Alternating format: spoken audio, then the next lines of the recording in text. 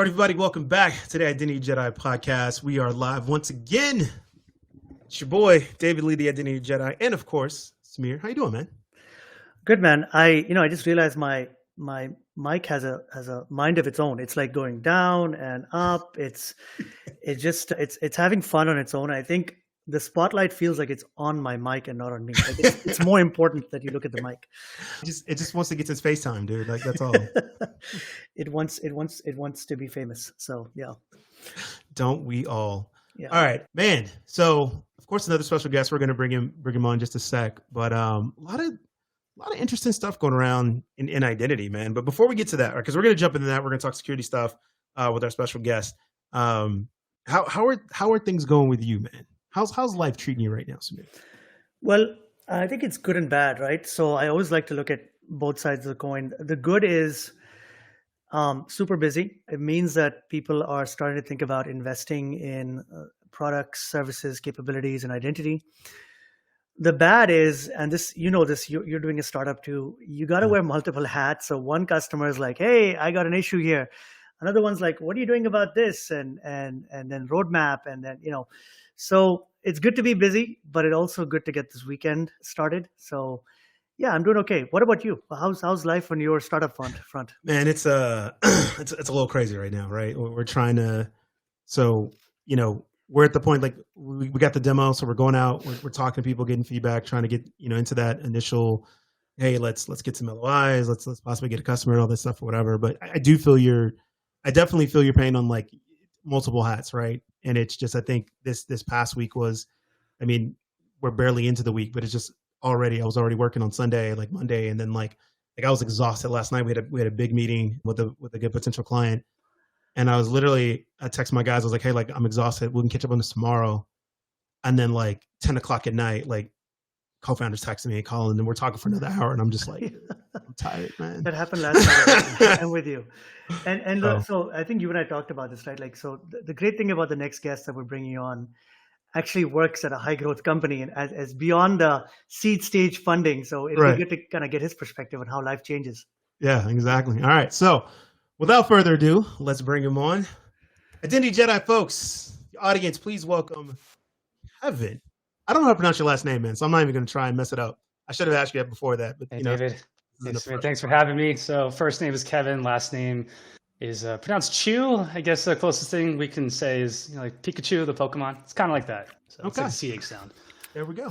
Kevin Chew to the podcast, man. Thanks for coming on. Yeah, for sure. So just by way of introduction, I am the Director of Enablement and Trust at a startup called SafeBase. We're a Series A company. So people always ask me, what does enablement and trust mean? It basically means I oversee information security internally and also solutions engineering, customer enablement, things like that. So both sides of the coin. Oh, Series A. Look at him. He's got the big boy pants on.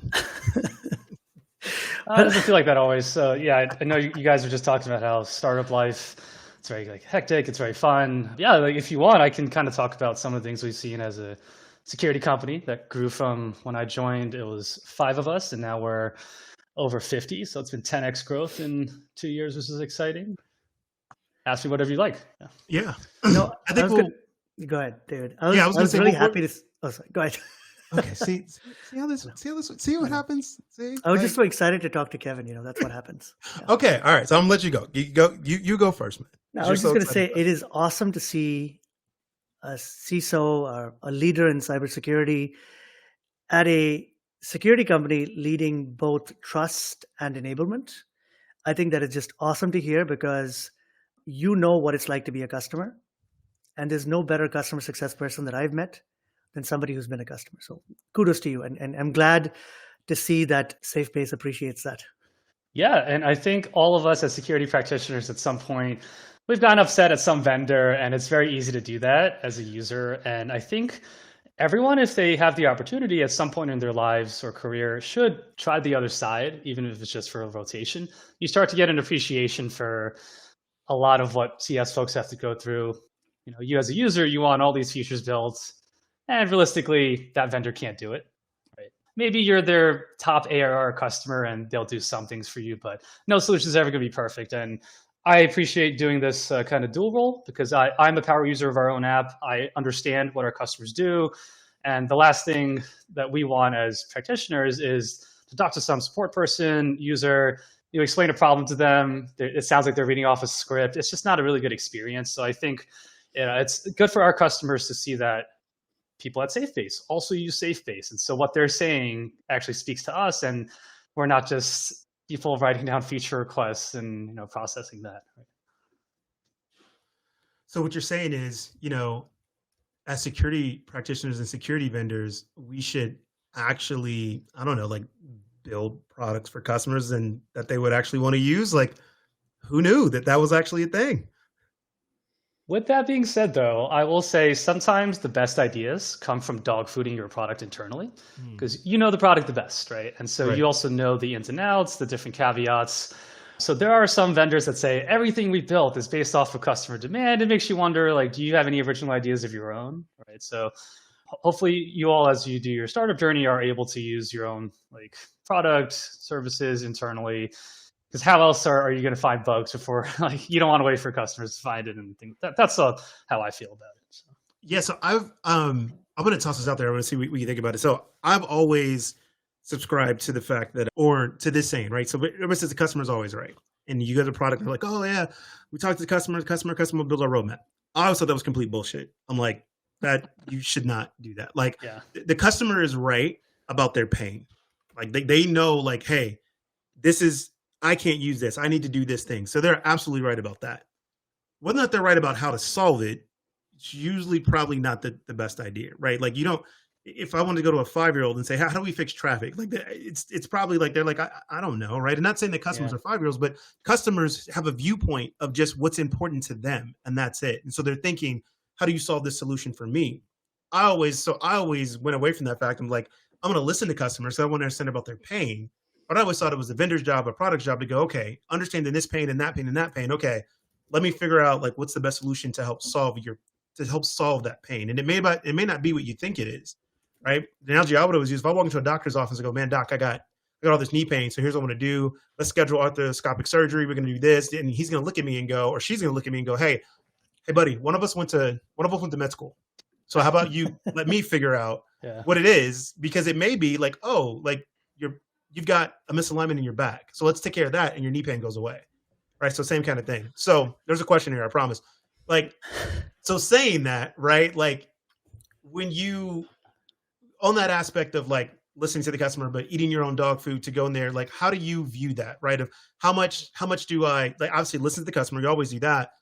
But how much do you say, okay, well, based on what the customer's doing and I'm using this own product, how do you kind of meld those two to come up with like, hey, here's a new feature we should go do? Yeah, that's a good question. So I would say as we're using our own products, it's probably a half like what we think would work internally for us, but also another half it's we as non-SafeBasers pretend we don't know a whole ton about this product, what actually makes sense here. And so as we do it, we always give feedback to our product team and things like that. And we always frame it in that here's the scenario, here's the problem this user is trying to solve, and here's why we think our suggestion would help that user solve the problem. It just happens to be that a lot of the problems that our customers run into, we do as well. And so there's a lot of overlap, but also a lot of times customers, they're kind of just used to using what they already have. They may not have the fortunate ability to kind of predict the roadmap, understand what's coming in the roadmap. And so we're able to tie like what we know about our app and what's coming along with the feedback that we're hearing on an everyday basis. And so that kind of blend produces a much better product than if you were to just go one side or the other.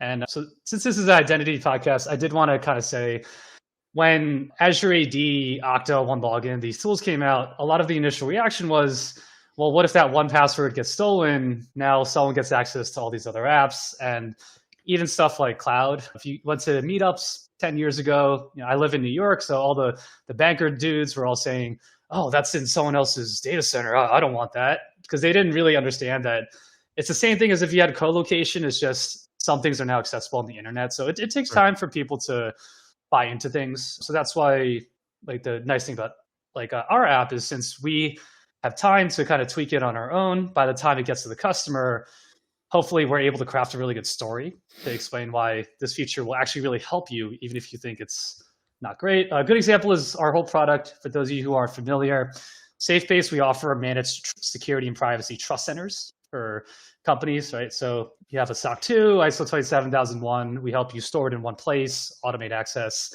When we first showed this product to a bunch of CEOs, Samir included, some of them went, why would I ever want this to be public? That's a stupid idea. People are going to know about our posture, and that's going to open things up. And to fast forward 3 years later, and a lot of companies are doing trust centers now. And so it takes time. And I think the key here is patience, but also being able to compromise with customers. They may have feature requests that you don't think are necessarily best, but you have to always put on the customer hat and go, I'm this customer. This is why I want to use this. And so usually you can meet them halfway, right? Very rarely are you going to build a feature because a customer asks and think this feature is stupid, right? No one's really going to do that, or you would hope not.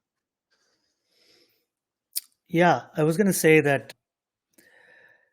I think a lot of us, when we first saw what you were building, Kevin, we thought this is another way to share our dirty laundry, right? Like we're not doing this, etc. But I think as we've realized the friction of back and forth of showcasing posture so that we can earn more business or we can work with the right partners, I think what SafeBase has done really well is be able to create a portal, trust center portal that allows for quick communication without going through multiple layers and channels, creating some sense of transparency. And I think as a CISO who has used and uses Trust Center, I look back to the fact that I've learned a lot about my own posture, because there's a lot of people who have tribal knowledge of various controls, identity included, that I did not know we were doing some things very well and some things we were lacking on. And so it helped me actually work backwards from the outcome that we were showing to what is our internal strategy, what it should be. So yes, I was wrong the first time when I looked at SafeBase, and I see the light. So it's awesome. Sure. Working backwards. Careful, Samir, your Amazon's sticking out. I know, my Amazon's sticking out again. It's funny you mentioned work backwards, because a lot of times, like Okta or OneLogin, Azure AD, that's kind of owned by like an IT infrastructure team. Security doesn't always have full visibility into it. And one thing that I always tell folks who are interested in breaking into security is volunteer to do your company's security questionnaires. You'll be surprised at how much you'll learn about your own org. There are going to be all these areas where, like let's say you're a pen tester, you're going to know a lot about AppSec and things like that, but you're probably going to have a huge gap in like when someone onboards, what MDM are they given? Like little things like that. And and I think that customers asking us these questions, it's good because it helps us reflect and see, like customer asked about, I don't know, CASB, for example. Maybe that's something I should implement. You never know, right? So we've had disclaimer for all of our Okta friends and followers. We love you. Big hugs. But I mean, it's in the news, so we can talk about it. But more importantly, than the actual like breach itself. But we won't go into that. But just what I look at is what it means, right? We've been saying identity security. We've been marketing this and talking about this of what it looks like, where it's clear now that identity is like the main attack vector that people are coming in, and it really kind of always has been, right? You always want to get somebody's account, take over an account, then from there be able to create more accounts, get privileges, all that stuff, or whatever. Lateral movement, all this stuff comes down to like accessing certain accounts. But as we start to see this kind of come out, and now in 2023, the way that companies have to report, the way that they're responding to certain things, like what's your take, Kevin, on just how as an industry we're doing with identity security, and where identity really fits into what we've traditionally called as security? Because you just kind of mentioned, right? We still have that most of the identity tools are within IT, and security doesn't really have a purview. So from your perspective, what are you seeing with that? Are we doing better? Do we need to be doing different things? Like, just what's your overall perspective on it? Sure. Yeah, I think something that we're slowly doing better, but not quite, is the password is slowly dying, right? So we're seeing some of these identity tools like a Hyper or Okta has device trust. They're allowing for folks to authenticate into their systems, laptops, et cetera, without using that historical password that so many people are spooked by, right? Like, this is Halloween.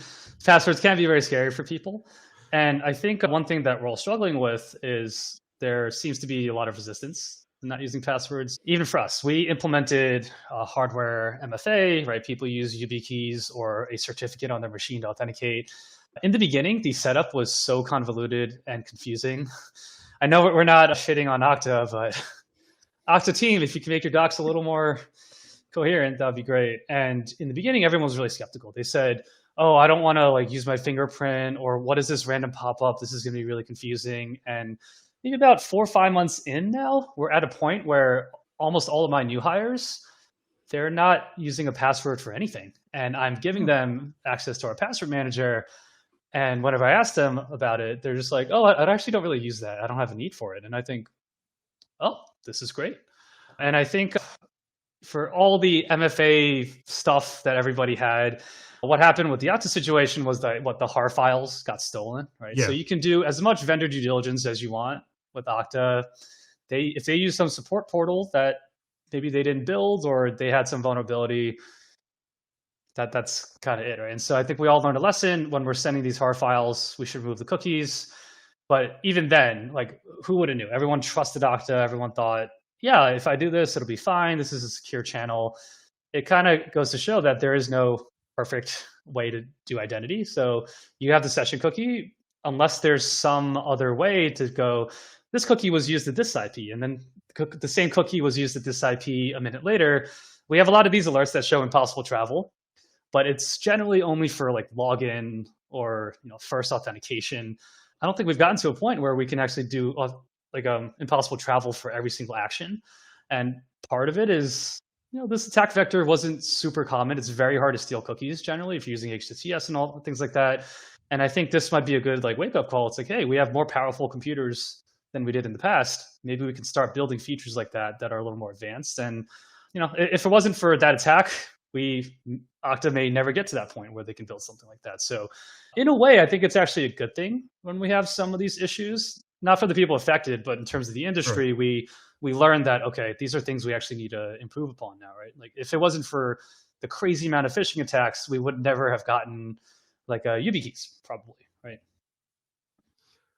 Yeah, I mean, we're definitely look, this has always been a, kind of cat and mouse game, right? We're always kind of like, what happens, and then we respond, and then we build better things, and then they attack in a different vector. And it always, causes us to think about the whole transaction that happens, right? Because when I looked at that, when you break everything down, like at the end of the day, so it was, and there's a good article that the guys over at Conductor One put out, and they kind of compared this to kind of like, with Heartbleed, like back in the day. It's like where the root of it came down to, well, they got into the support system, but past that, like they got into this HAR file, and then a HAR file was a session cookie. It's like, okay, but why is that such a big thing? Well, it's a big deal. Like if you're not, like if you have longstanding sessions all the time, if you're not doing other things, like, so it causes us to ask questions like, okay, well, wait, like to your point, like, maybe we should think about that, right? Like, let's say somebody did get a session cookie, like, are there different ways that we could, authenticate that? Maybe we have the session cookies valid for a certain number of transactions, whatever.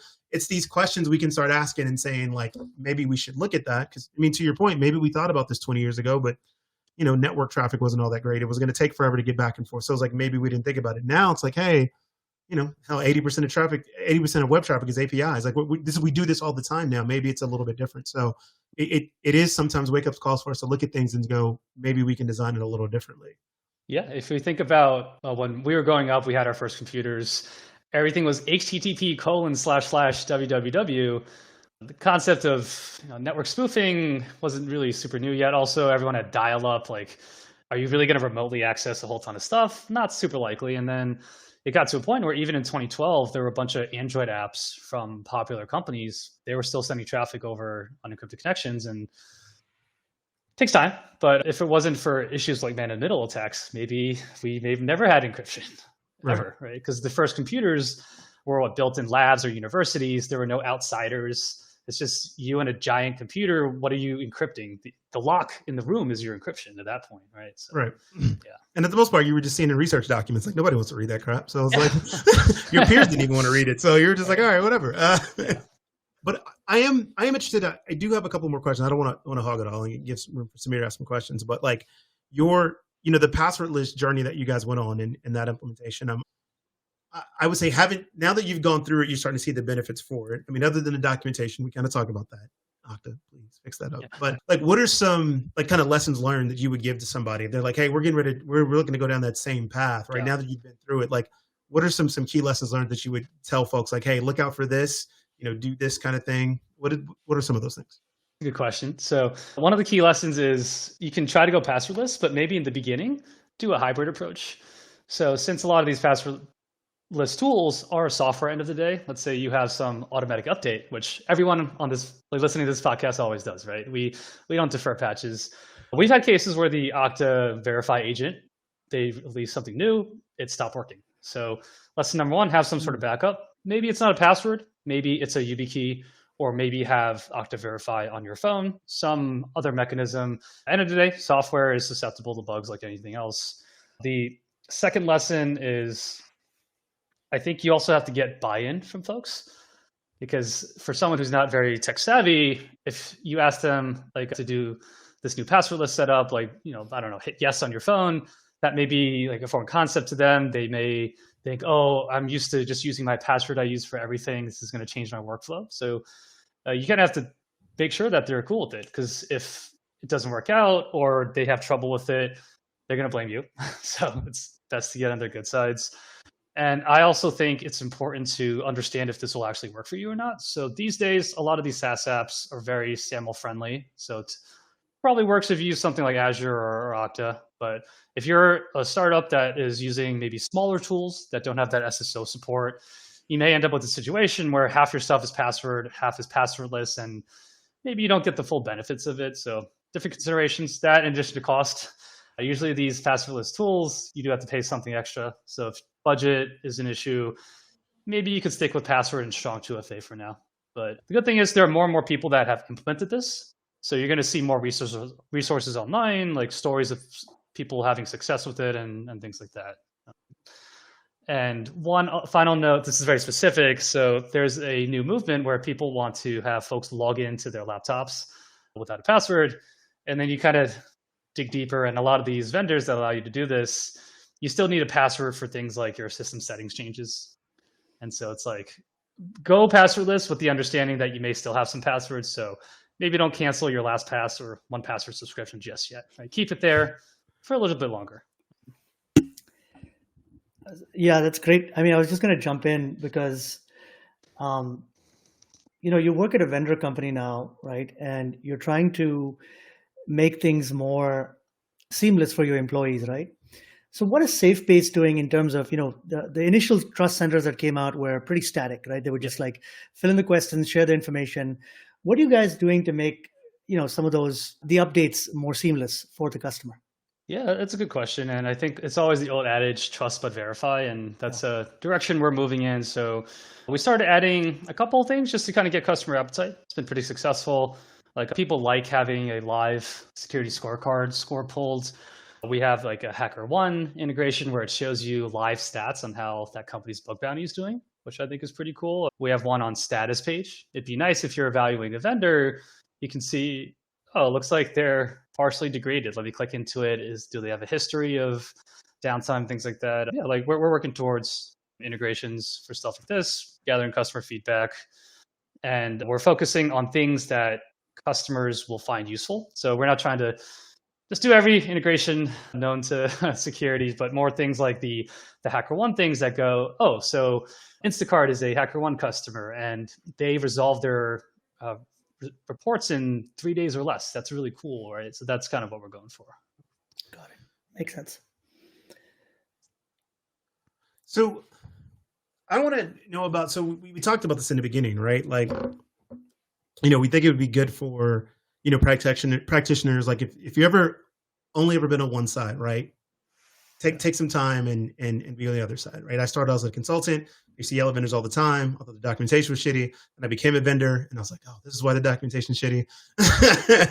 And so just kind of vice versa, right? You kind of, you go through the cycle, you see things. Talk to us about like that journey from, going from, a customer to now a vendor and what that was like, and like mindset change, what you went through there, and then a little bit about like the growth, right? So from, you said when you joined, it was a 5-person company to where they are now.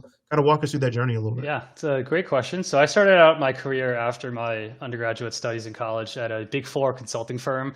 And so there they had a lot of security tools. We didn't have like local admin. There was IDS. I know someone who was fired because he accidentally uploaded a customer file to his personal Gmail. This is why we have stuff like Casby's, right? And that was more of like if a company had a huge budget, this is what we can do. And then I moved on to the tech world, right? I worked for an e-commerce company, eventually got acquired by Walmart, and we got to use all these new tools. Everything was like SaaS-based, whereas the consulting firm, everything was on-prem. And so, like the SaaS-based tools, I was like, all right, looks like we're actually making some progress. The UIs are looking better.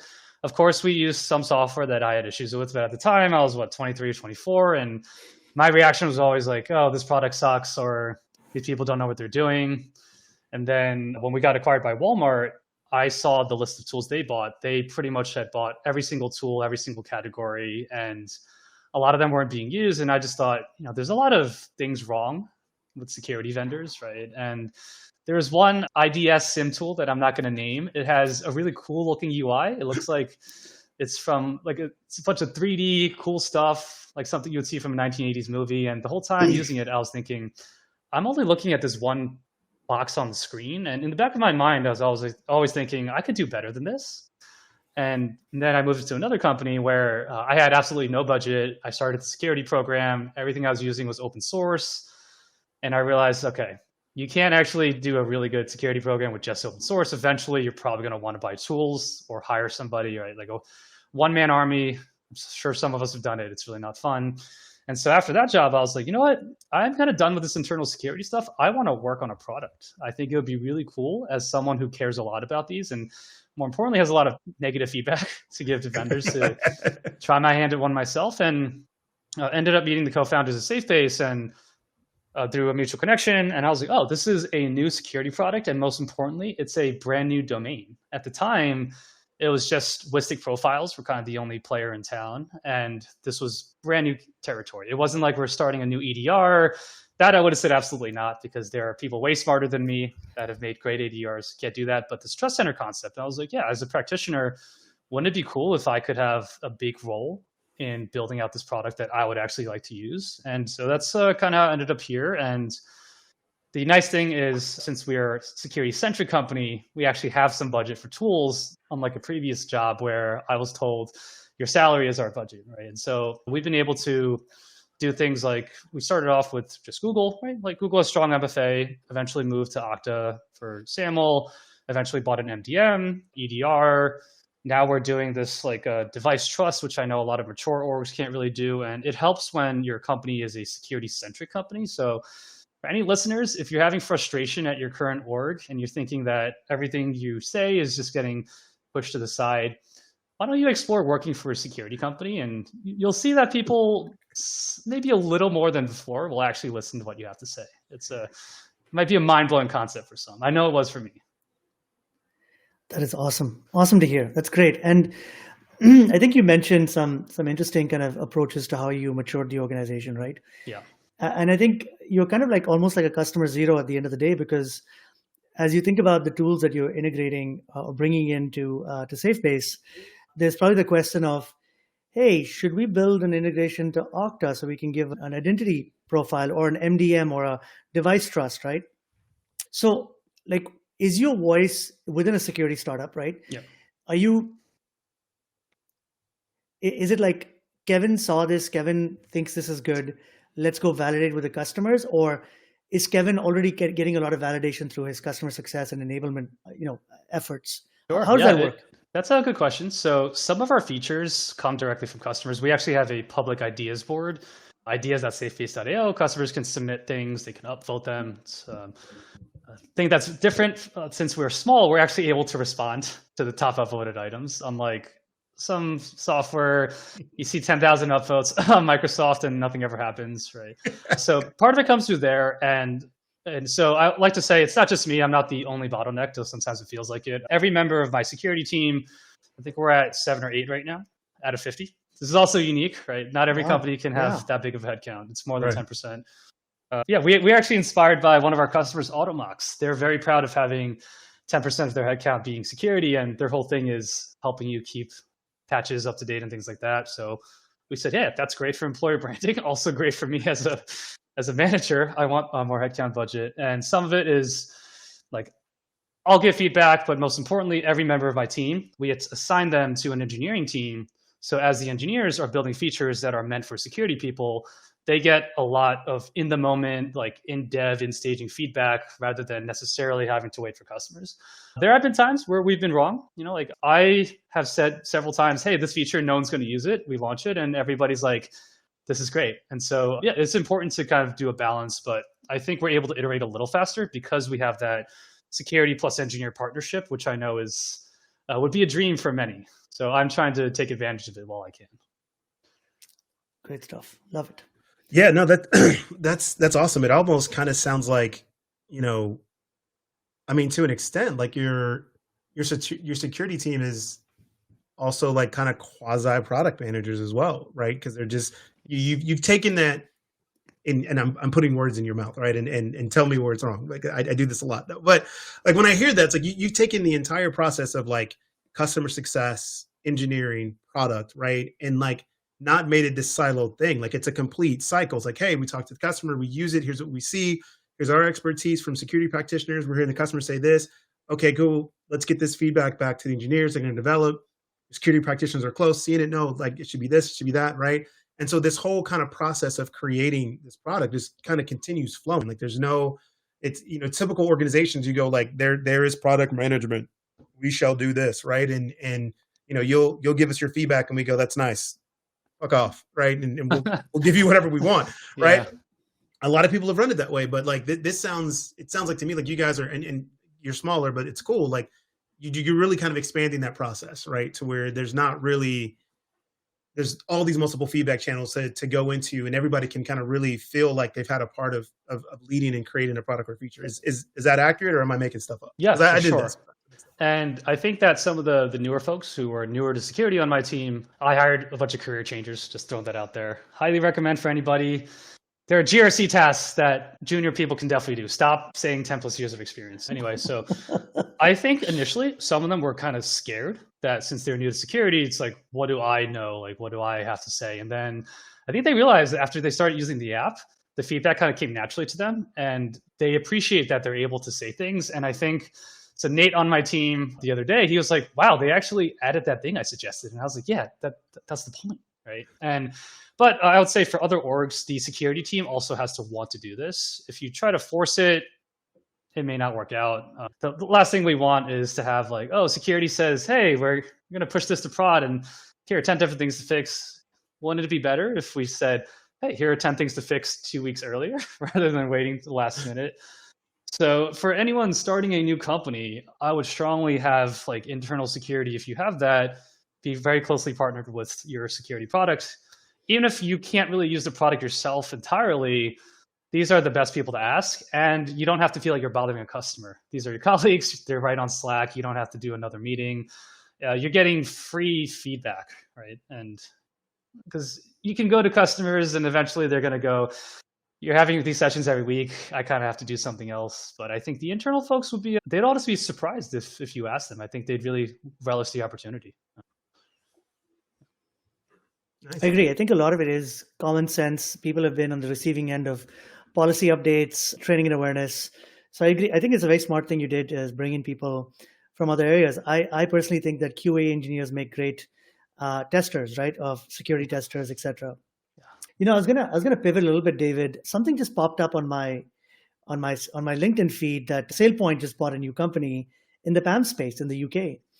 And so Kevin and David, are you seeing the consolidation happening in front of us? Because I get these pop-ups, acquisitions happening. Palo Alto bought big security in the DSPM space, big acquisition. But even in identity, I think there's still a lot happening where large companies like SailPoint are saying, hey, do we really want to waste time building it and re-architecting a few things? Or do we get a bolt-on type solution that already has revenue tied to it? What are you guys seeing? What's on your radar? Because, hey, Kevin, The truth is you guys bought a company, 2 months ago in the automating questionnaire space? So yeah, you probably don't give us all the secrets of your playbook of how you do M&A, but tell us a little bit.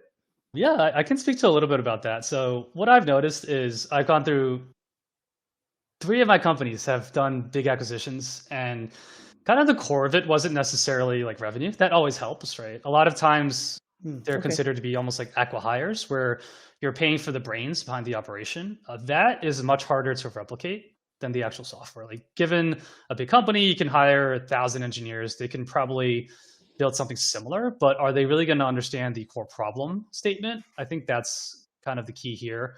Part of it also, I think, is economic conditions aren't super great. Investors are looking for some exits to get some money back. I think it's a few different factors. And part of it also, I think there are certain entrepreneurs, whether we like it or not, they are very much like build it, sell it, move on to the next one, build it, sell it. And so there is like a cadence for some of them. Like, that's kind of my opinion on this trend. David? Yeah, I'll say from the identity side, right? This is the whole converged platform has been, kind of marketed to for like the last, I would say like 3 years ago when Gardner first started talking about it. That time frame might be a little off, but it was something. The writing was on the wall for a while because we saw in the identity space a lot of these strategic partnerships, right? So Okta, SailPoint, Ping, CyberArk, all of them beyond trust. At one point, we're all just kind of partnered with each other to some extent. And the reason for that is there was a lot of customers are driving like, hey, a lot of these things, IGA and PAM, access management, like I've got all these tools. Like, what's the best practice? How do I work through these things? How does this life cycle need to work? I don't want to repeat this stuff. And so a lot of partnerships, a lot of partnerships, a lot of partnerships. Look, we're capitalistic society, right? At some point, these organizations started looking at it as like, okay, well, if this really is what customers need and what they want, like partnerships are great and when they work, but it's also a lot of hard work to go do that. And then people just, companies just want the revenue. So they start to look at it and say, all right, is it easier for us to develop some of these things ourselves and just kind of have it there? So you have that aspect of it. Economic downturn starts to get it when budgets start to get smaller. We got a lot of feedback from customers with identity. Like they're just kind of fed up. Like this stuff was, I got to pay, millions of dollars for each different, piece of software. Then I got to pay $1 million for somebody to come in and integrate it. Like this is just really expensive. And one platform, right? Customers just kind of kept leaning towards that. And so then everything kind of lines up, right? So now it's like, okay, budgets are getting cut. I need to have all this in one. I don't want to have to do all these integrations. I need to get more of this stuff done. You get customers kind of building platforms, right? And so either A, you're going to build it. You've got, the kind of smaller companies that are coming into the space that are kind of building for that, or you're going to buy it in pieces together. Like Okta, when Okta took in Auth0, like that was the first shot that kind of caused all the identity companies start saying, okay, we got to figure this out and kind of come together. So, it makes sense. I think we've now seen every big identity player like make some kind of acquisition off into their other space. I think CyberArk's kind of like the last one to kind of do something. Whether or not they'll do something in IJ or something like that, we'll see. But like we're seeing all of them kind of get that. Like I've called it like the platform wars, and I think we're fully into it now, right? And so from now, the next couple of years, we're going to see whose platform wins out and who can really deliver on all of this, because we've seen it before. We saw it in the early 2000s. Oracle tried to do it when they bought everything up, and it sucked because software was big and clunky and hard then. Right now, SaaS makes it somewhat a little bit easier, but we'll see. Like integrations are hard, right? So I mean, Kevin, I think you can speak to this, right? You've been part of those acquisitions. Like the acqui-hire stuff makes sense. You bring in the talent, but then it's like at some point, like you've got to integrate the products, right? You've got to try and figure out like how to make this a unified product for your customer. And so it's going to be interesting to see how that plays out over the next couple of years. Yeah, and if anyone from Okta or Auth0 are listening, would love if your platforms integrated more closely together. A lot of times I feel like they're still very separate. So aren't they the same company? Oh yeah, sorry. Okay, yeah. So it's interesting about the SailPoint acquisition. I was just reading about Oisrim. It's a Oisirium. Sorry, Yeah. London-based. So I think there's some. I think when I look at it, I thought two things. Right. One is, to your point, David. If CyberArk is building an IGA platform, right? SailPoint's like, well, if you're going to eat my lunch, I'm going to eat some of your lunch. I'm going to buy a PAM company, right? And then, Kevin, to your point about revenue being good, but not necessarily top of mind, I do think there's a few players in Europe in the IGA, IAM, PAM space, just overall IDM solutions, that have kind of cornered the market, right? I remember reading about a company in, I think it's Denmark or Sweden, that's kind of like, they call it the mini sale point of Europe. The name will come to me by the end of the podcast, I'm sure. But I think that SailPoint is looking at this and saying, how do we get more of the Europe market share? Because PAM is kind of critical to starting out your identity journey for a lot of people. It's like, let's first lock down our admins, right? Let's first do much more than just in time permissioning, but also session recording and password vaulting and all the stuff that comes with PAM. So I think it's a good move on their part. I was just surprised to see that this company, I was just looking them up earlier today, that they're publicly traded on the London Stock Exchange, right? And so you're kind of paying it's one thing to buy a company that's, maybe Series A, Series B funded, like you see Dig and you see Tessian, which Proofpoint bought, etc. But when you go buy from the public markets, I think the dynamics are a little different in terms of expectations, because you've got a lot of shareholders and a lot of players who have opinions on this, right? So yeah, it's good to see the consolidation. I think it's important. And I don't think it's going to stop. I think 2024 is going to probably be more of it, if you ask me. Yeah. It's interesting you guys brought up like SailPoint. So the other big player was like Oracle Identity Manager. So at my first job, there was this whole big business unit solely around implementation for those tools. And if it takes a whole consulting team to install this tool in your environment, maybe you start to think, are there other solutions that are a little more lightweight, easier? So I think that's probably why some of the European companies you mentioned are more successful. Since they're newer, they probably have the advantage of better like techniques, like better integrations. And so doing that can help capture a different market segment. So that's why like a lot of the legacy antivirus vendors, the Symantec's checkpoints of the world, they have been acquiring stuff in cloud security space because they realize, hey, like traditional AV is kind of dying. People are buying things like CrowdStrike. If we can't compete on that, can we at least do other things? Right. Security is always changing, and so that's why we see all these acquisitions. It makes sense, right? I was going to add, with the European companies, what I've also noticed is, I've always seen this in my career, where folks from Europe are really, really well versed in policies, compliance, privacy. I mean, GDPR is more recent, but generally, they've been driving ISO and ENISA. ENISA is another standard in Europe. So they're very standards oriented. And so when you can tie back your product value prop to low-hanging fruit, which is you need this to be compliant, you need this to sell more or be in the running for a customer, I think they've taken that approach. Now, on the flip side, I think, Kevin, you brought up a company which you didn't name, a SIM-SOAR company that had a very beautiful kind of alien-like, or what was the word used, like Star Wars type interface. Yeah. Hopefully I didn't say Alien Vault and mess it up for you. But the point being is that there's a number of those out there. And the US, we tend to be really good at that, consumerization and workflows and ease of use. And the Europeans bring this really kind of structured mindset and approach to solving the underlying problem, right? And so I do think that with global regulations coming, you can't miss one for the other, right? And that's why, I'm a big fan of SafeBase, because foundationally, you guys are very consumable. It feels like you're doing product-led growth. It feels like you're really listening to your customers. But at the end of the day, you're solving a very foundational problem, right? Mm-hmm. And because you're dealing with, I've obviously used the platform, and I can't be, you can pay me later under the table $50, right, for saying this.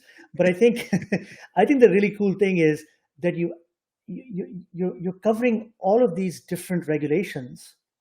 You might not be, and I believe that you're doing some automation around questionnaires, as I read last, but just generally, I have a one-stop shop to understand my compliance to all of these regulations as a global company. And having dealt with people that manage our payment systems and our public cloud and our IAM team, and trying to bring all that together internally, I almost feel like the SafeBase is not just a trust center externally, but I started to use it at Balkan ID as my trust center internally, right? And I don't know if you see that as well for yourself, because you're eating the dog food, right? So yeah. Like I think this has been really enlightening for me. Talking to our customers, they always ask us, "Hey, can you get us a badge for there's like a Brazilian standard, LGPD? I think that's the one. I wasn't familiar with that. I learned recently that last week there's a new Swiss standard, and then I learned there's an Indonesian one. And so going back to my point earlier, how I like that I'm customer facing, because I actually learn a lot about this that maybe I wouldn't have if I was internal. And yeah, our salespeople, they use our own trust center when customers have questions about our product. And I think it's a good way for everybody to be on the same page. And as a security-centric company, we don't want to hide anything from anyone unnecessarily. And so why not give everybody access to our internal knowledge base? I feel like it's a good way for folks who are working at a security company who may not have all that prior knowledge to feel like they're learning something, and that they're not just like a siloed marketing or HR person. They too can learn about security, right? And that's what we try to preach here. Awesome. And look, we're going to have our affiliate link set up in the show notes, so that way you guys can, get access to SafeBase, and we can totally joking, but we will have information about it, there. So listen, as we kind of wrap up, Kevin, thanks you, for your time, right? This has been, great talking with you, and we've kind of talked about, SafeBase all through. So I'll give you kind of, last quick, 30, 45 second promo, what the company is, what it's about, why you love it. And then we'll go ahead and wrap up. Yeah, sure. So SafeBase, like I mentioned earlier, is managed trust centers. We have a free plan if you're interested in exploring us. We have lots of great customers like Palantir, LinkedIn, Sneak, a lot of names you've already heard of. And like I'm also on LinkedIn. If you want to find me, chat with me, always happy to talk security. And we are not a product that claims to end all malware attacks. So there's that. If there's any takeaway, that should be it. There I we love go. it, Kevin. Yeah. All right, man. Appreciate it. So that's a wrap for this episode. Appreciate you guys hanging out and listening. You can find the Identity Jedi Show podcast on all the streaming platforms, Spotify, Apple, or whatever else you use, Podcaster, Pockets. I don't know. There's a bunch of them people have told me about. We're on all of them, people. You can also check out the YouTube show on Identity Jedi Show on YouTube. Make sure to subscribe to Identity Jedi newsletter, theidentitijedi.com. And then, of course, make sure you go to SafeBase so Samir can get paid for all of his promotion that he did on this one. Just joking. Until next time, you guys know what it is. Be good to each other, be kind to each other, love each other. See you guys on the next episode. Thank you. Take care, everyone. Bye.